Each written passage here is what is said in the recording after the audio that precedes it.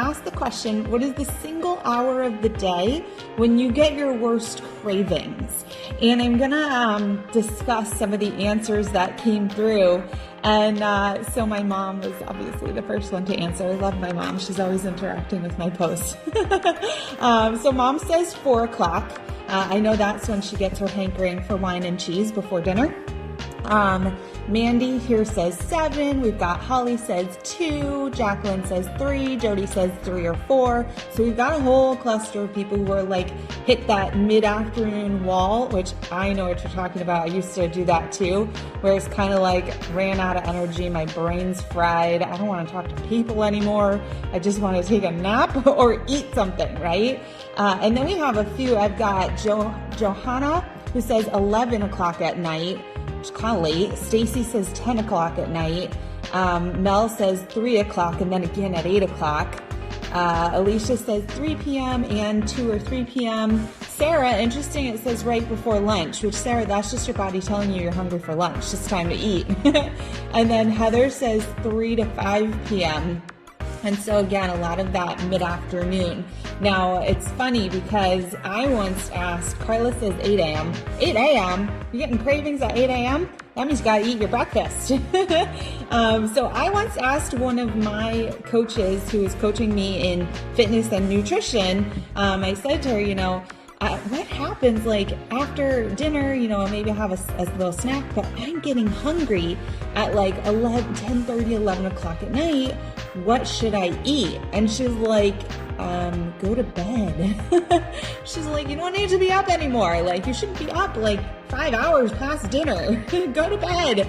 And so that might be the answer for those of you who are staying up to 10 o'clock, 11 o'clock at night and getting hungry. It makes sense because if you had dinner at a reasonable hour, then 3, 4, 5 hours later, you should be hungry again if you're still expending energy. And so that's the whole thing is our bodies tell us when we are deficient on food, just calories in general. So maybe come 2, 3 o'clock, it's been a while since you had lunch. If you maybe had an early lunch, or maybe you didn't have a big enough lunch. So our body's telling us that, number one, maybe you haven't eaten enough calories. And the other thing is maybe you haven't eaten a good quality of calories, right? So I don't know if you've ever gone to like McDonald's and had a burger and fries and then gotten home and been like, I'm hungry. Like, why am I so hungry? It's because you didn't actually get a bunch of nutrients in that food, and so your body is still craving what it's missing. So oftentimes we tend to crave what we're missing.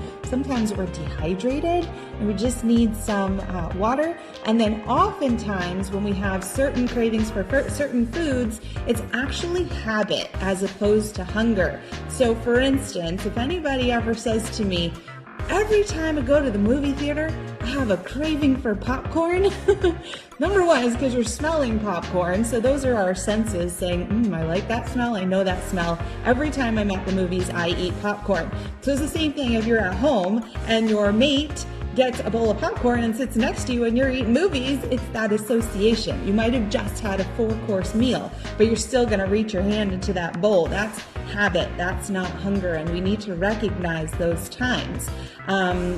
So I'm gonna give you one big strategy on cravings. If you know, so those of you who are able to pinpoint the exact hour that you get your cravings, work to that hour, right? So start devising a strategy. For instance, I used to work from home, and by 2, 3 o'clock, I started to get hungry.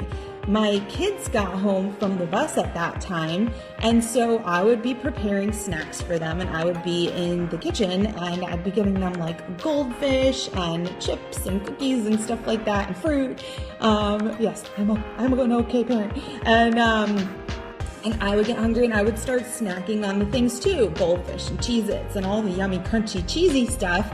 And just because it was there and because I love it. But what I started doing is I started making myself a protein shake, which I still do when I go pick up the kids at the bus stop, or they don't have a bus stop now. I just have to go to school. It's about a mile away or 2 miles. And I drive over and I make my protein shake with lots and lots of different nutrients and fruits and plants, and it's chocolate. And so I'm getting all those things in right before they get home. So when I sit down to homework with my little one or to chat with my older one, I've already either drank a whole big protein shake or I'm drinking it, and I'm getting that craving for sweets and calories in the afternoon right then and there.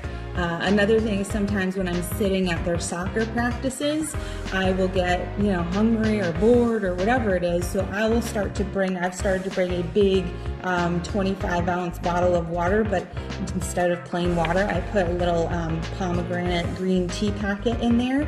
And then the last couple nights, I've also just literally brought my dinner to eat while we're there, so that when I get home, I'm not like, oh my God, I'm a great parent. I was just sitting at, an hour and a half soccer practice after driving an hour each way.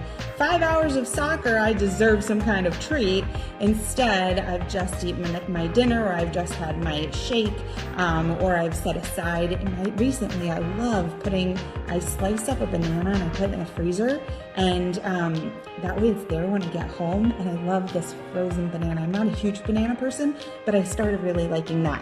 And at first I was putting a little peanut butter and a chocolate chip on each one, or melting chocolate. Now I'm at just the banana, and it's good enough. So those are my tips for you on cravings. I hope that helped.